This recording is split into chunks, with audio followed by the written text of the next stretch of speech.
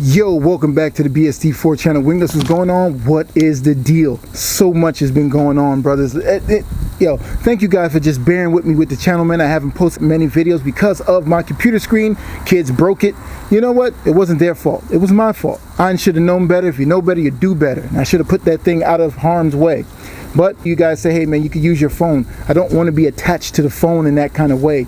If my phone is lost today, I don't care about it. So I have everything on my laptops, which are normally safe, but the kids broke it up and everything. You guys are looking at this situation here. It's not the best. Hold up. It looks like crap. Don't worry, fellas. I came to my senses and I'm going to change the bumper. Just let the video play. But it's coming along pretty daggone good. I'm trying to eliminate the molding. I had to take out the light here to start to see what I need to mimic as far as the contour here. It's not going to be done the best, but I'm being so cheap and I'm just trying out a few things because I have all the bodywork tools and I just want to see what I'm capable of doing. Now, when I took this out here, this was slightly had a hairline fracture. You guys are just gonna let me slide with that. I used a medical term to describe a broken part in a header panel. Boom, I had to structurally get it right. And that was a good thing that I took this out because I didn't want to take out the light, but I had to take out the light so I could see what I'm doing all around here. Now underneath here, it had a dent. I used the crowbar, heating, drop it inside there, heat it up, and kind of let it form out. And it's cold out. As soon as you take the heat off, it'll just stay.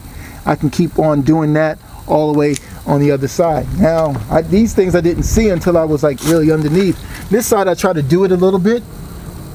It was worse than the other side, and it's coming along. So all I need to do is just really jack up the car and just really press it out and it'll be fine. Here I'm trying to get this really right, but you know, this is starting to make me think to get another daggone bumper. I think I can do so much, right? And then some things are just known like, yo, you should not do that. But in my brain, I still go ahead and do it because I got to see for my own eyes that, okay, yeah, I can't do it. Now, I shouldn't have done this. It was a waste of time, but I learned so much in this process. That's what you got to embrace failure sometimes, or maybe most of the time. Got to embrace it because there is a gem in your failure somewhere, somehow. But I still went through the motions and I learned a few things. What? I don't know. Let me finish the thought, get it all cleaned up and see how it looks. More than likely, I'm not going to like it, but I'm just trying to see if I can make it look different a little bit. And if it comes out cool, then it's like, all right, it's a win. But the way it's starting to look, it's not looking right. Like I need like 3 or 4 times to really get this correct. Here, I'm going to leave that the way it is because I need that to be structurally sound. And a lot of people were wondering about how structurally sound it is. Well, we have bolts here that hold this up, bolt over there to hold that up, structurally sound underneath here and underneath that part, and then right here is, man, rock hard right there, so it's all good there. But I still need a lot more work onto that. Now with this here, you've probably seen a lot of this, you've probably seen this in the community tab on my channel that I'm doing the double disc caliper setup. So cold out here, can't even talk. But I had to do a lot of finagling, a lot of cutting, a lot of welding. I'm sorry you guys missed all of that. It was a warm day and I just went and got to this part here because I got the bearings in and everything. I'm just waiting on the seals because there's a certain seal that you could put on there that's the proper one. So I'm getting you know, a Ford seal to put on there. Don't really need one, but that's what I ordered. Now the technical part of this whole thing is this little part here.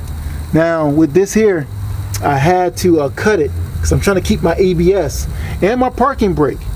You know what I mean? The hand brake, which for the hydraulic e-brake, is just going to be caliper by itself. Some people tap it into here. You know what I mean? Some people like to use this. So I'll be keeping this. That'll be separate from this, and just be an e-brake all by itself, and it should work. A lot of cutting, a lot of welding. And I did the same thing on this side. Now, see the hole for that? Man, it was close. See, this is the second one I did. So this one came out a little bit more better than the other side. But all in all, it should work just as well. Trying to keep everything as OEM as possible on this. Now, with the other thing, I wanted to kind of explain it. But here's a video clip on the rear situation on this car here. Hopefully you can get the gist of it. Everything is torqued in, everything, put everything back the same way, boom, boom, boom, the pinion nut. You guys didn't tell me about the pinion nut. That was very hard to do. Mind you, it's cold out and the metal is cold. So how the heck can you crush a crush sleeve in the cold? That was a hard thing to do. Everything is good. We're looking good. We're happy with the situation. It's done, kind of, you know what I mean? So here's how and what I did, man. Hope you guys can follow me. This is something that I made right here, right? This right here was hitting on the ground. That's just to hold it. Put the bolts in between here, everything is good. Then I took this situation here, had it over here like this, right? Underneath there, took this jack here, this very jack. Slide this goddamn jack out here in the cold. Get this underneath there like that. And then I had this on the pinion nut and I used this jack to jack it up to tighten it 30 to 40 daggone times.